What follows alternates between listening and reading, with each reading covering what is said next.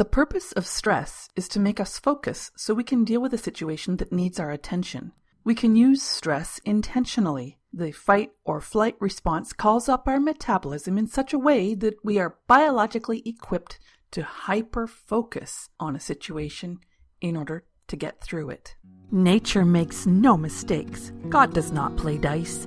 Instead, all of creation springs forth according to a few simple, elegant rules. All of creation, including your body. Know these rules and your body comes under your control. Welcome to Mind Over Symptom, where the pattern is revealed. Today I want to talk to you about the reason for high or low blood sugar, diabetes, or hypoglycemia. The official story is that blood sugar symptoms result when the pancreas doesn't work right. This official story is not only wrong, but it's prevented us from finding the real solution for close to 100 years now. Today I also want to show you a potential solution to symptoms related to high or low blood sugar. A solution that doesn't require permanent changes to your diet or permanent dependence on pharmaceutical products. But first, some background on what blood sugar problems really are, why high or low blood sugar is a problem, and what's currently done to try to deal with the problem. High blood sugar, called diabetes, is accompanied by great thirst, extreme difficulty motivating yourself to move, dramatic weight loss, and also peeing a lot. Another metabolic condition, ketosis, often develops in conjunction as the blood sugar goes higher and higher. Ketosis is when you begin digesting your own muscles and fat directly, because even though there's all this sugar circulating around, the demand for immediate metabolic energy is still not being met. Ketosis isn't just restricted to diabetes. It's your body's natural go-to response to when you don't have enough available energy for your cells. So it comes on when you have other nutritional problems too. It's basically what your body does when you're starving. Though if controlled, it can really help you lose weight. Some dieters and bodybuilders on extremely low-carb diets intentionally produce ketosis just to get this metabolic effect. Because ketosis is an emergency energy release, accessing the energy stored in proteins and fats in your body rather than just relying on blood sugar, it produces different metabolic waste byproducts like acetone, which are harder to flush out of your body. This is the reason for the thirst and the extra peeing. When ketosis gets severe enough, it becomes ketoacidosis, which will soon lead to such high levels of toxicity that your body organs will begin to shut down. Because of ketosis, high blood sugar can also make your breath smell like fruit, like flowers, like rotten fruit, or just straight acetone. Now, low blood sugar, called hypoglycemia, is actually a much more serious problem than high blood sugar. Despite this, hypoglycemia was barely recognized as a real thing until quite recently, and it's still widely regarded as a simple complication of the misuse of drugs to control high blood sugar or diabetes. It's sometimes even called hyperinsulinemia rather than hypoglycemia. There's just not a lot of context for low blood sugar as a condition. But it's low blood sugar that actually poses the acute threat to your body, not high blood sugar. If a vital organ in your body, particularly your brain, doesn't have enough available energy, you will die in hours. High blood sugar is a danger when it's chronic because of the toll on your metabolism due to ketosis, a slow poisoning from your own metabolic waste, plus loss of vitality from being in a chronic metabolic stress response state, which is the real cause of diabetes, and I'm going to get into that story very soon. The acute danger of high blood sugar is that when it stops, when you resolve the reason for the high blood sugar, your metabolism will overcorrect with low blood sugar. And low blood sugar, hypoglycemia, is an emergency condition. While high blood sugar can kill you eventually through the chronic metabolic stress, low blood sugar will kill you long before it can get chronic. Low blood sugar is accompanied by physical exhaustion, paradoxically combined with restlessness, sleeplessness, shakiness, anxiety, sweating, constant hunger, especially for carbs, heart flutters, and eventually confusion, visual disturbances, seizures, and then falling into a coma. Hypoglycemia is often accompanied by panicky feelings. People with severe hypoglycemia may appear as if they're intoxicated. They may slur their words and move clumsily. As blood sugar continues to drop, however, they'll get rapidly sicker. The symptoms of diabetes and hypoglycemia have, of course, been around forever, but the recognition of blood sugar as a cause of some of these symptoms has been much more recent. Diabetes mellitus means siphon honey. Diabetes, that is siphon, it refers to extreme thirst and huge amount of urination, plus weight loss. and that goes with a sustained state of very high blood sugar. Mellitus, that is honey, it refers to the sweet smell and apparently the sweet taste of the urine. I haven't tried it myself. This combination of thirst, urination, weight loss, and sweet urine has been observed for millennia, but actual sugar in the urine was medically recognized as a real thing in the 1770s when English physician Matthew Dobson evaporated 2 quarts of urine from a patient with diabetes symptoms. That's a lot of pee. So I don't know if he saved it up or if the patient peed that much, but patients with diabetes do pee a huge amount. The resulting residue was granulated and it smelled and tasted like sugar. This became the diagnostic criterion for a diagnosis of diabetes, and also possibly the beginning of when people started to see scientists as weirdos. Anyway, 100 years later, in the 1870s, French physician Apollinaire Bouchardat noticed that when his diabetes patients had their food rationed during the siege of Paris in the Franco-Prussian War, the sugar diminished or disappeared from their urine. He formulated the first diabetes treatment, which was to make his patients reduce their dietary sugar intake. And this is still the primary medical treatment for most diabetes patients today. Over the next couple decades, several more discoveries were made about how diabetes works. Scientists Oskar Minkowski and Joseph von Mering in France discovered that if they removed a dog's pancreas, the dog would get diabetes. Then American pathologist Eugene Opie noticed the special cells or clumps of cells in the pancreas called the islets of Langerhans. He learned that these islet cells, and not the pancreas as a whole, had the role in sugar getting into the urine. In 1921, Frederick Banting, a Canadian medical physician teaching at the University of Toronto, discovered insulin. He called it iletin because he extracted it from those islet cells in the pancreases of dogs. Banting extracted the insulin from these islet cells in the pancreases of dogs, and then he put the insulin into a dog which had had its pancreas removed. Lo and behold, the dog's diabetes was cured, at least temporarily. Teaming up with another physician, Dr. Charles Best, Banting continued his experiments on dogs which had had their pancreases removed.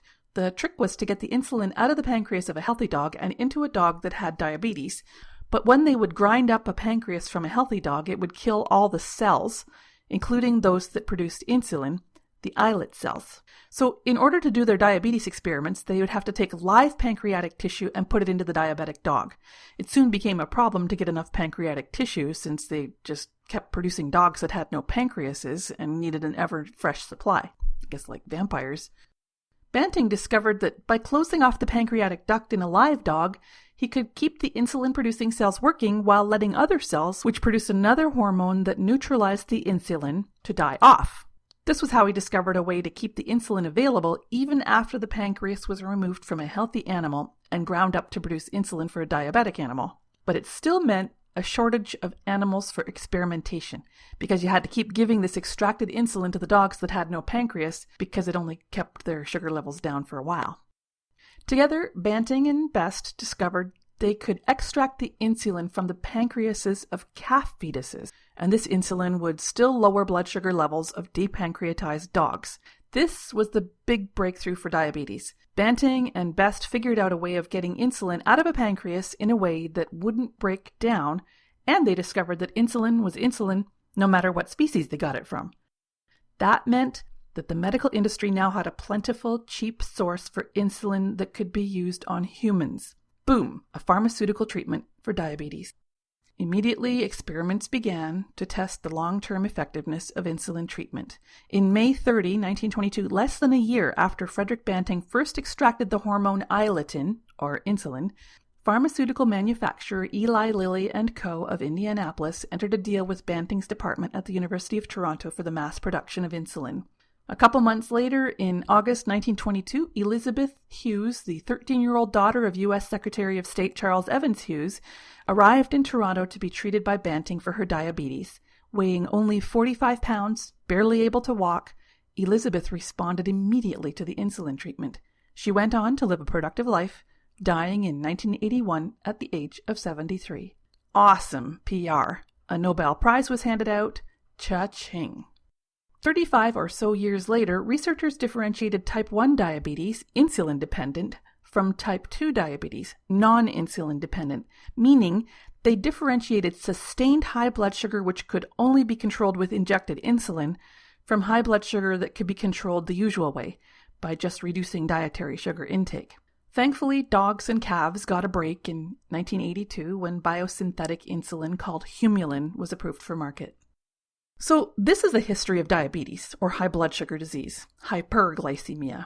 First, the discovery of sugar in the urine of people who had hyperglycemia symptoms, then the discovery that the pancreas somehow kept the blood sugar down to normal levels, then realizing that it was specific little tiny organs, the islets located in or near the pancreas, that were responsible.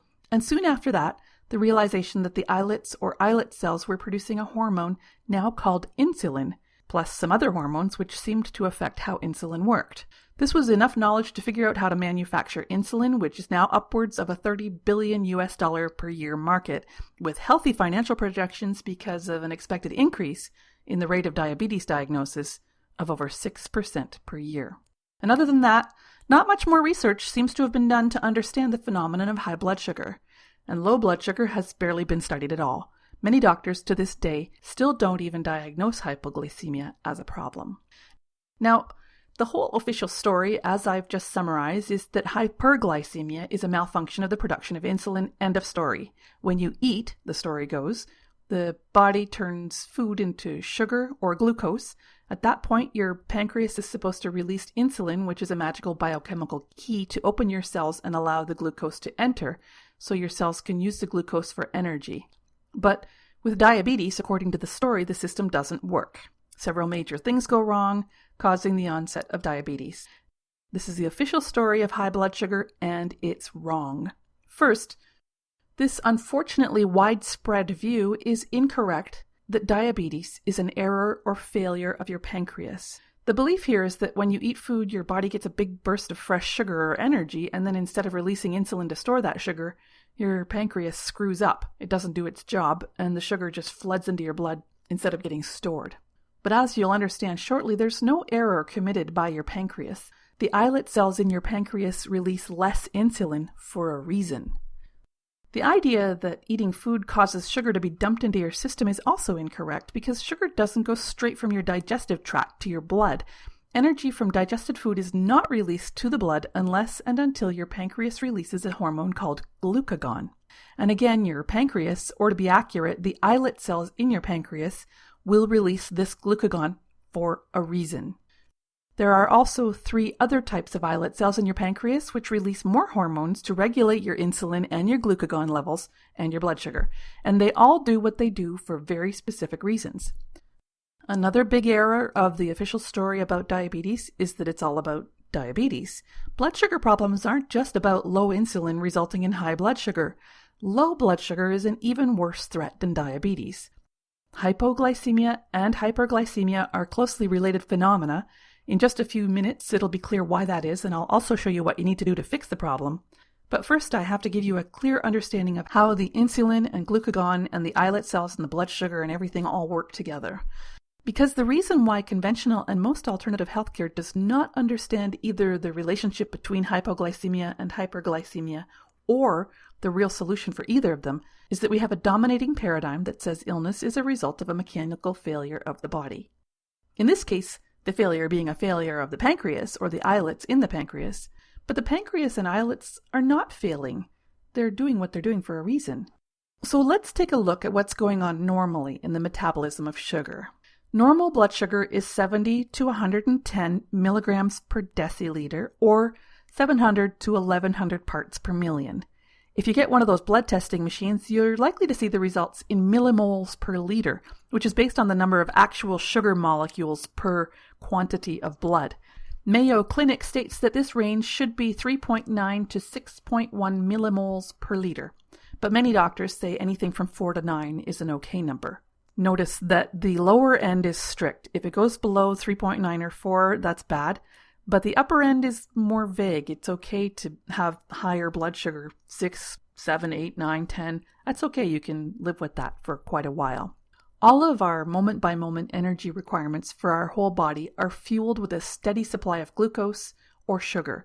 This molecule is made up of carbon, hydrogen, and oxygen. We create glucose by ingesting food and extracting the glucose from it, which happens in the pancreas. Then we break the glucose down to get energy from it by ingesting oxygen and water. This breakdown of the glucose happens in the cells that are using the glucose, wherever they are in the body. The oxygen molecules that we breathe, plus the hydrogen and oxygen available from water that we drink, combine with the glucose molecules to produce carbon dioxide, which we breathe out, plus water, which we pee and sweat out. In the process of breaking down these glucose molecules, the cell that does the breaking down gains a little energy, which it uses to do its process. That cell might be a muscle cell, so it uses the energy to contract. The cell might be a nerve cell, so it uses the energy to fire a nerve impulse, and so on.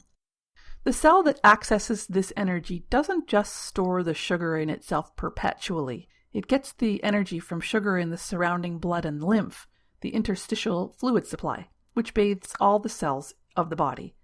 So the mechanisms of blood sugar in your body are pretty complex. When you get the basic pattern, the bigger picture suddenly pops into focus and everything becomes really easy to understand.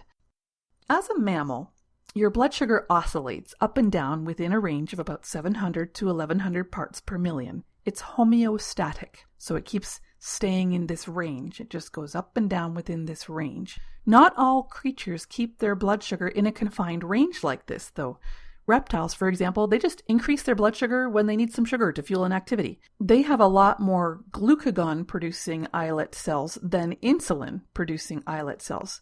Their islet cells are clumped together in an elongated microorgan near the digestive tract and near their spleen, enabling them to grab sugar from the digestive tract if and when they need it, dumping it into their bloodstream and then using it through muscular activity. Reptiles don't bother storing a lot of energy in the form of fat. But we mammals, we keep our blood sugar higher than reptiles do. And we also don't let our blood sugar get too high. Reptiles will let it go right through the roof and then they'll use it up. Official sources would say that we maintain homeostatic or balanced blood sugar, but I disagree. Our goal is not to maintain a balance. Our goal is not actually balance. The blood sugar level isn't actually supposed to be constant. It's supposed to be at whatever level your body needs at the moment. In reptiles and most other cold-blooded animals, the blood sugar isn't constant. It's just whatever they need it to be for their current use. We mammals, and some other creatures too who keep our blood sugar in a narrower range, we're also adjusting our blood sugar for our current use. It's just that our current need is more complicated than that of a cold-blooded animal like a reptile. Because we have much more sophisticated relationships with our environment than non-homeostatic animals do, we're constantly sensing and keeping track, and we're constantly preparing to respond to perceived opportunities or potential threats, constantly. So, because we need to be constantly ready, we keep our blood sugar in a narrower range, ready to go up or down very quickly as needed. The way we narrow range, that is, homeostatic creatures do this is by using negative feedback to maintain a constant set point of blood sugar. This is the most important point in this episode. It's the set point, not the actual level. The set point is constant, but the actual level oscillates around that set point. Your blood sugar goes up when you need to move to respond to a situation or a person. Your blood sugar goes down when you need to pull within, when you need to avoid a situation or a person. This micro variation occurs automatically and constantly throughout your day according to your immediate needs. Need to get up and go to the toilet? Up goes your blood sugar to get you off the couch. Just finished washing the dishes and going to take a little break and watch some TV? Down goes your blood sugar as you relax on the couch. Phone rings? Up goes your blood sugar as you get excited about who it might be and what they want. Then your blood sugar goes down as the conversation gets boring and you start to mentally withdraw and you kind of are trying to find a way to maybe get, sorry, I gotta go. Negative feedback means that whenever a change occurs in a system, this automatically causes a corrective mechanism to start, which reverses the original change and brings the system back toward the set point, back to normal. It also means that the bigger the change, the bigger the corrective mechanism. Negative feedback applies to electronic circuits, central heating systems, as well as for biological systems. When your kitchen oven gets too hot, for example, the heating switches off, and this allows the oven to cool down. Eventually it'll get too cold, and then the heating will switch back on again. Similarly, when your body temperature gets too hot, you'll sweat, slow down, have a cool drink, take off some clothes. If you get too cold, you'll shiver, run around, breathe more quickly, put more clothes on. In a system controlled by negative feedback, the set level is never perfectly maintained, but it constantly oscillates around that set point. A very important point to remember. An efficient homeostatic system minimizes the size of the oscillations, but there has to be some oscillation, because if the level was never allowed to go up or down, that would mean both corrective mechanisms were always operating at once. Then we don't have a system at all. This is particularly true in hormone-controlled homeostatic mechanisms like your blood sugar control system. Because there's a significant time lag before the corrective mechanism can be activated, it takes time to begin synthesizing the protein, diffuse that hormone into the bloodstream, and then for it to circulate around the body and take effect. Very quick, but still there is a time lag.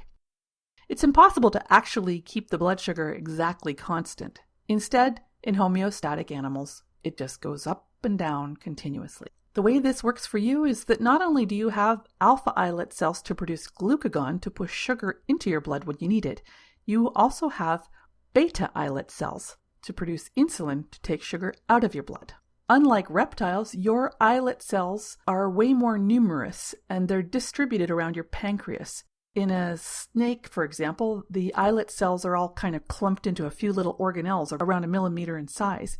In mammals, they're individual cells. You have to use a microscope to see them, and they're located in a more dispersed way.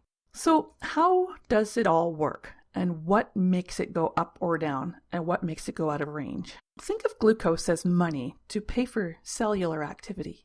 While the value that's represented by money, the energy itself, is stored all over your body, the central clearinghouse for money is the pancreas. This is where new money comes into your body from your digestive tract, from your small intestine, just below your stomach. It's in the pancreas, in these islet cells, that the total amount of glucose or money is controlled. This is done with hormones. One hormone, glucagon, activates little ATM machines all over your body. When cells pick up glucagon signals, they empty some of their stored sugar into circulation, according to the request made by the glucagon hormonal signature, which floods throughout your body. Another hormone, insulin, takes money out of circulation. It activates little deposit boxes all over your body. When cells pick up insulin signals, they withdraw some of the sugar that's in circulation and store it. Again, how much cash or glucose is taken out of circulation is decided by the hormonal signals that pour through your whole body. Now, the reason for this cash circulation or sugar circulation is to facilitate quick energy transactions, just like in the global financial system. Technically, everyone in the world could just have all their energy needs, all their paychecks, all of it could just go into a central bank, and then maybe we could just have everything we need for a year, like, for example, all stored in our individual home. Maybe we could have a year's worth of food, all the new music we want for a year's worth of toilet paper, everything just stored right in our house. Maybe we could immediately just accumulate all the things we're going to need as soon as they become available and store everything for later. But with a cash economy, with a money system, we can travel lighter because we can just purchase what we need when we need it. You get hungry, so you buy some lunch. You want to hear a new song, so you purchase it and you listen to it right then and there. Most of us live by a combination. We have stored energy capacity, plus we use circulating cash flow to purchase extra experiences or to replace energy that we use, or to just have available in case we need it. This is how your body works too. You have energy stores in your body stored in individual cells as protein, fat, and carbohydrate. And you have a steady circulation of free cash, easily available energy in the form of glucose at 700 to 1100 parts per million, circulating through the interstitial fluid, that is, the fluid between all of your cells. This energy supply is enough to meet basic expenses for metabolism, basic cellular repair, and so on. It's right there. Take what you need. Think of it as $700 to $1,100 per week. And with this, you pay for your housing, your utilities, your grocery bills, you pay for transportation, you get new shoes when you need them, you go to a restaurant maybe, and you save a bit of money, and so on. Basic expenses. So what if you need more than $700 to $1,100? What if you want to launch a new business venture or take your family on a tour of the Serengeti? This is what stocks and savings are for. What you do is you liquidate some of your stored value. You release that value out of storage by cashing out a savings bond or even selling some of your belongings. You temporarily increase your cash flow by tapping into your stored value. Then, after you do your extra activity, after you get back from your trip or after your business venture gets going on its own, you replace your stores. The oscillation always returns back in the direction of the set point because of negative feedback. It's important for a functioning economy to not have too much cash in circulation. You don't want to just have extra cash laying around in case you want to launch a business or go on a trip.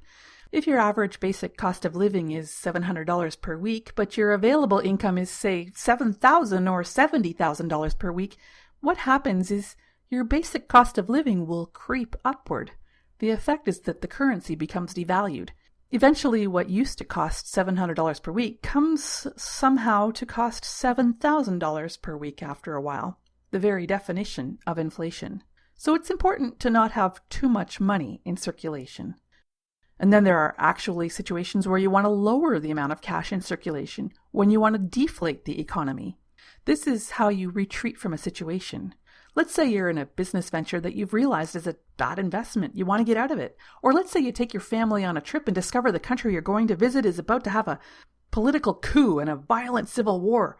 You want to cut your losses. In these situations, the quickest way out is not to release cash out of your savings and carry around thousands of dollars of cash with you. In fact, you want to hide your cash, remove your investment, reduce your participation. So you actually drop your cash in circulation. You make yourself scarce to that situation. It's an effective way to get out of a bad relationship or a bad job. Just be useless and unhelpful. Retreat. Don't show up for meetings. Don't contribute to conversations. This is why organizations, industries, and banking systems remove cash from circulation. This is the reason for deflation. So your blood sugar flow is the same as cash flow. The glucose in your body fluids is the cash in circulation. You can use it for any transaction. Your basic circulation of glucose is about 700 to 1100 parts per million, enough to cover your basic needs for metabolic processes, waste removal, keeping your body at a nice temperature, digesting your food, replacing skin cells, plus the average day's worth of moving around, walking out to the forest to pick berries, doing a little hang gliding, whatever it is you like to spend your energy on in a typical day. Together, glucagon and insulin keep the flow of blood sugar, the cash flow of your body, in a range of about 700 to 1100 parts per million, just what you need. Glucagon is a hormone released by alpha islet cells in your pancreas. The hormone floods your whole body, tells your cells to release sugar into circulation. Insulin is a hormone released by beta cells in your pancreas. This hormone floods your whole body, telling your cells to take sugar out of circulation into storage. There are also 3 more types of islet cells which release 3 more hormones which work to break down glucagon or insulin in order to keep the ratios just right. But what if your body needs more than 700 to 1100 parts per million glucose available in your blood? What if you want to shake your booty on the dance floor or lift a car off a child? How do you get a burst of extra metabolic energy to fuel your muscles or whatever part of your body is responding to that extra need? What you do is you liquidate some stored energy from the trillions of cells of your body. You cash out some stored fat, protein, carbs, and you dump that energy into your bloodstream where it's available for the extra demand. The opposite is true too. If you're in a situation that absolutely repulses you and you have to get out of it right away, you literally pull all your energy into your cells. You reduce the available energy in circulation by pulling sugar out of your body fluids into your cells. This creates an overall metabolic shortage of energy, and you literally can't contribute or participate to that situation. This can be a very valuable survival strategy. So your blood sugar's constantly oscillating within that range, 700 to 1100 parts per million, because you never know if you'll need to raise your blood sugar to stabilize your muscles for a fight, or whether you'll need to drop your blood sugar to help your body flee a situation. And this is what I've been trying to get to. High blood sugar is your metabolic fight response. Low blood sugar is your metabolic flight response. That's right. Blood sugar is fight and flight. When it goes out of that normal range, it's an exaggeration. What causes diabetes and hypoglycemia? What makes blood sugar go so high that you might get ketoacidosis and destroy your own muscles and poison yourself with metabolic waste products? What makes your blood sugar go so low that you get shaky, your vision blurs, you pass out, maybe even go into a coma?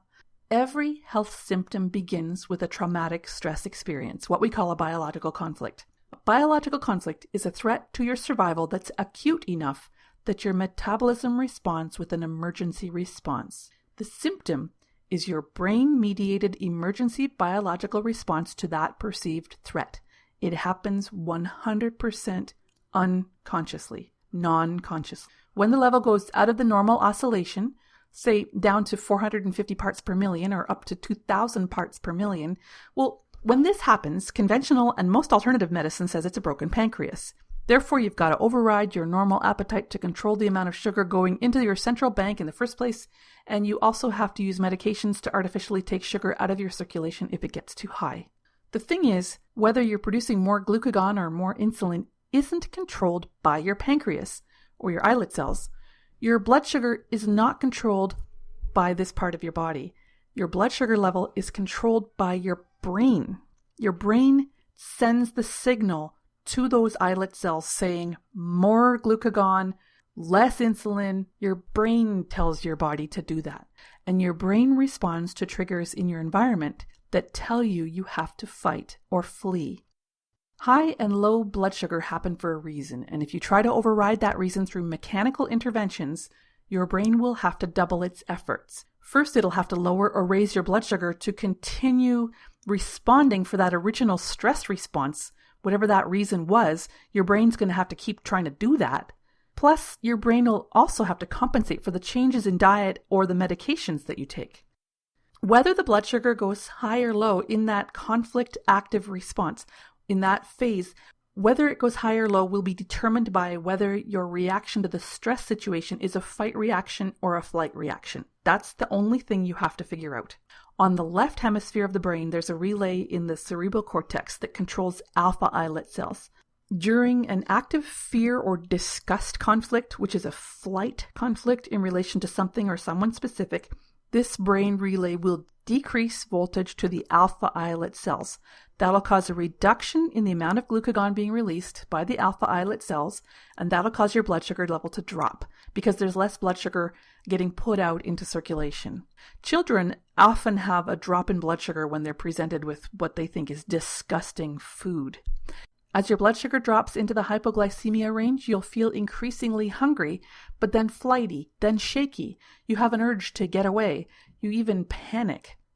On the right hemisphere of your brain is a relay in the cerebral cortex, which controls beta islet cells. During an active resistance conflict, resistance and defense against someone or something specific, this brain relay will decrease voltage to the beta islet cells. This will cause a reduction in the amount of insulin being released by the beta islet cells, which will cause your blood sugar to begin to climb because there's less blood sugar getting taken out of circulation. As your blood sugar climbs up into the hyperglycemia range, you will feel a heaviness in your body.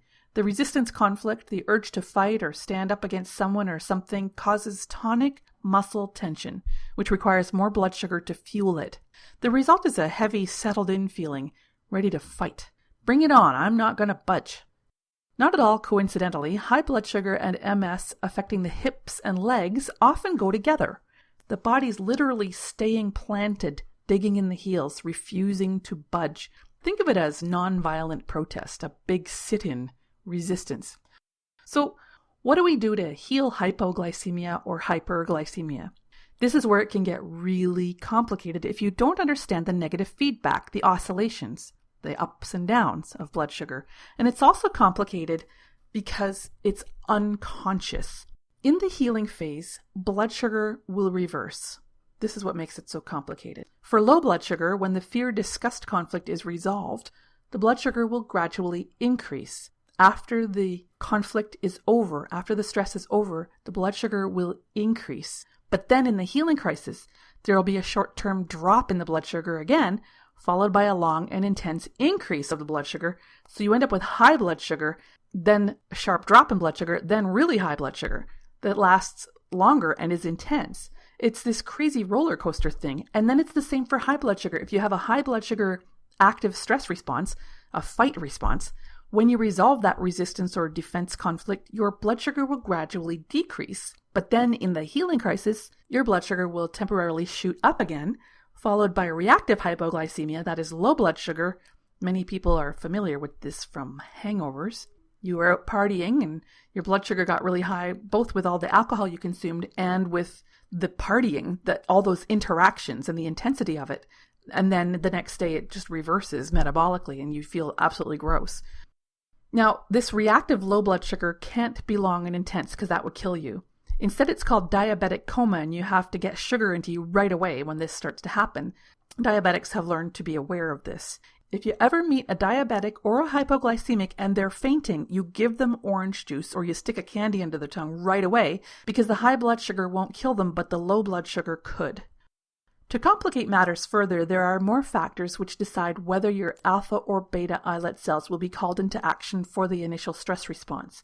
Which side of your brain will receive the conflict is affected by your gender, your laterality, your hormonal status. So, for example, a right-handed woman would usually respond to a territorial stress with a fear or disgust. That's sort of the kind of default female right-hander response. While a right-handed man, by default, would typically respond with resistance and defense first. But it's the opposite for left-handers. It's the opposite again if your hormonal status has shifted, which happens when you're pregnant, when you've had a big sexual or territorial loss conflict. It even happens when you're gay or lesbian, or when something happens that affects your gonads, such as ovarian or testicular cancer. Hormones are very, very sensitive, and glucagon and insulin are types of hormones. Add all this to the fact that you have to know whether you're in the conflict active phase, the healing crisis, or the post-healing crisis phase. And then add to that the fact that we rarely enter into a conflict situation once, resolve it, and then get out of it. Usually we keep getting into the same situations over and over again because it's unconscious. On top of all that, medications for many other chronic illnesses can affect your blood sugar by messing with your hormones. This happens because drugs can fool your brain into believing there's a stressful situation that you have to fight or flee. So blood sugar symptoms, high or low, are very, very tricky to sort out unless you become conscious of what is going on. That's the key. I myself had a hard time with low blood sugar for several years, but I could never figure out what was bringing it on until I changed my life significantly and got out of a career that was also making me sick in a lot of different ways. I was just always stressed out.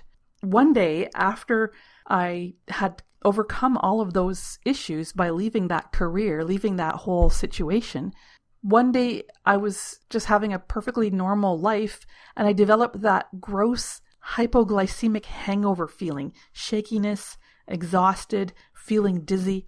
It lasted 3 days. It was just over the top. I'd been to a party, I'd had a couple glasses of wine, but not enough to get, hammered, not enough to have a hangover that lasted so long. What had happened is, on the way home from the party, my vision started blurring, my words started slurring. I wasn't driving, thank goodness. I remarked to my date that I was a lot drunker than I thought, and he agreed. I stumbled into bed. I woke the next morning. I felt like I'd been on a week-long bender.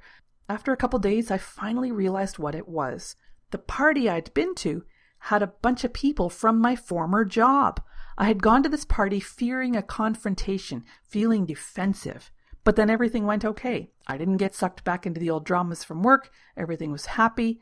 As soon as I was on the trip home, my hypoglycemia kicked in. The healing phase kicked in. My hypoglycemia was the healing phase, which meant that the active stress response was high blood sugar. That's the trick. You'll use your healing phase symptoms to determine the opposite. That's the conflict active stress response. What this realization did was it showed me the original conflict. It made me conscious of what was starting the process. It showed me the beginning of the cycle. We can't control how the cycle plays out once it starts. If your blood sugar goes too high, it will come down too low, punctuated by an upward spike and then another low. If your blood sugar goes too low, it will come up too high in the healing phase. There will be this oscillation. So once the initial conflict occurs, the healing phase is inevitable. It'll need to be managed accordingly. For example, having candies ready when you know there's going to be a hypoglycemia attack coming, or medication if necessary for high blood sugar. But the key to resolving blood sugar is to recognize the beginning of that cycle, to become conscious of it. Because the beginning of the cycle is an unconscious reaction, by being conscious, you short-circuit the whole process. So you got to recognize the original fear, disgust, resistance, or defense when it happens, or recognize how components of that original trauma situation are still present in certain situations and maybe bringing on those feelings, those fears, or that defensive response. That way, you know whether your symptom in this moment is a healing phase or an active conflict response. So you can either respond to your stress situation, or you can support your body's healing after the stress situation goes away. There are two main clues to what the original conflict was. First, when did you first notice the symptoms, or if they happen again and again, what time of day do they typically come on? These symptoms that you've noticed are very likely healing phase symptoms. The active stress response will have been in the opposite blood sugar direction. Remember, during your active conflict, your active stress response, your brain is handling what it thinks is an emergency situation, and all this is going on beneath your conscious awareness. It's just an instant reaction. So you'll not be noticing the active conflict symptoms. You won't notice your blood sugar dropping or your blood sugar climbing in response to a current stress because you'll be noticing the stress or the person you're stressed about. It's in the healing phase afterwards that you'll notice your symptom. So think of when you first noticed your symptom, or think what time of day or week they typically come on if it's sort of ongoing. And then think about what kind of stressful situation happens right before those symptoms come on. That's what the whole blood sugar situation is really about for you. The second clue to the original conflict, to what that original conflict was, is in the healing crisis. In the deepest part of the healing phase, your blood sugar will suddenly go sharply out of range in the original stress response direction. Your body and brain are temporarily recreating the original conflict in order to shock your system back to the normal rhythm. This is the purpose of the healing crisis. But in the healing crisis, you'll also re-experience the conflict like a flashback. So this clue works when you're really feeling your symptoms, high blood sugar or low. You're really feeling your symptoms, feeling crappy, and you get this psychological component where you suddenly feel disgusted or defensive, or you have an urge to fight or flee. But it's out of context. You're sitting in your living room, relaxing, and suddenly you get this urge to go punch someone in the face. Or you're going along doing your thing, and suddenly you have a big panic attack and you feel like you're going to faint or you need to escape the situation. Again, use this as a clue to what the original conflict was. There may be other ways to discover what that original cause of your hypoglycemia or hyperglycemia reaction is. You could test your blood sugar at different times throughout the day, for example. You could track how eating, exercise, and sleeping affect your blood sugar. But when you do that, you're not testing these normal daily activities because they're the cause of your blood sugar problems. You test these normal daily activities to get a sense of what your normal blood sugar is like, what your baseline is like. And then you really want to note any correlation of extra high or extra low blood sugar with situations or events. Measure your blood sugar before and after arriving at work.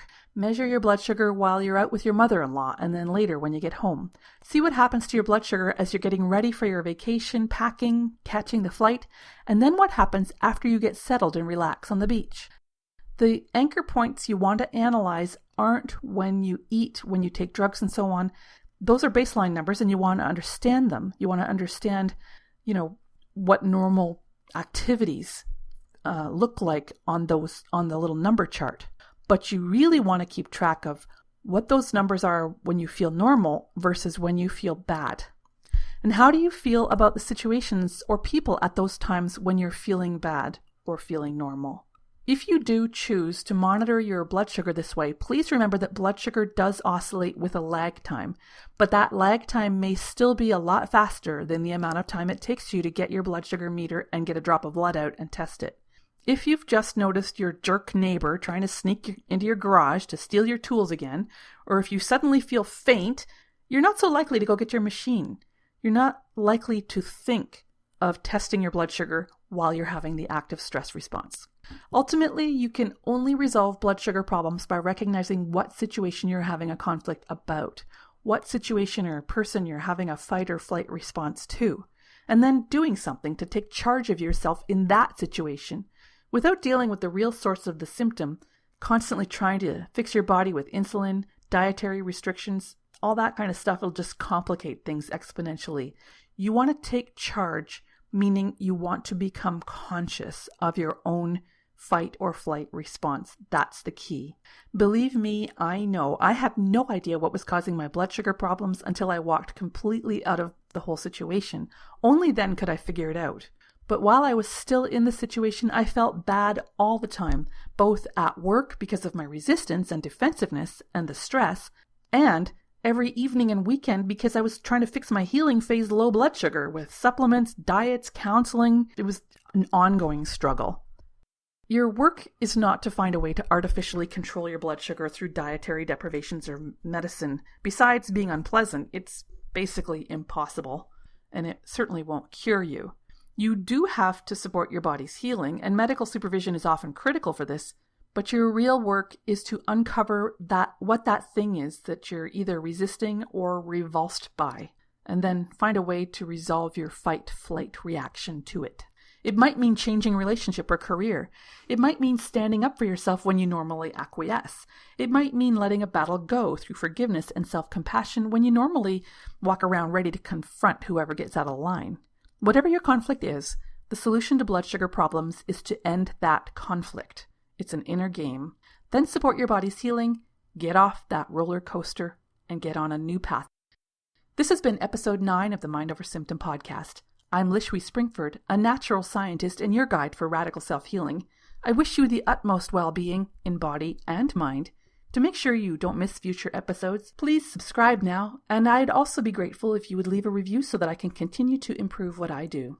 Connect with me, Lishwi, at mindtreehealth.net, where you'll also find links to all the channels where I hang out. To learn more about the mind-body connection, check out my free Mind Over Symptom training, which is in the form of 6 lessons emailed to you. The Mind Over Symptom training is available at my website, mindtreehealth.net. For personal support to find out the experiential source of your symptom, just visit mindtreehealth.net to book a case consult session. Links to these and other info from the episode are in the show notes. I look forward to being with you again soon. Until then, be well and have a great day. I hope you enjoyed Mind Over Symptom. To make sure you don't miss an episode, subscribe now and please share with a loved one. The Mind Over Symptom blog lives at mindtreehealth.net, where you can get your free training about the natural laws of healing, and you can also get support. I'm Lishwi Springford, your guide for radical self-healing.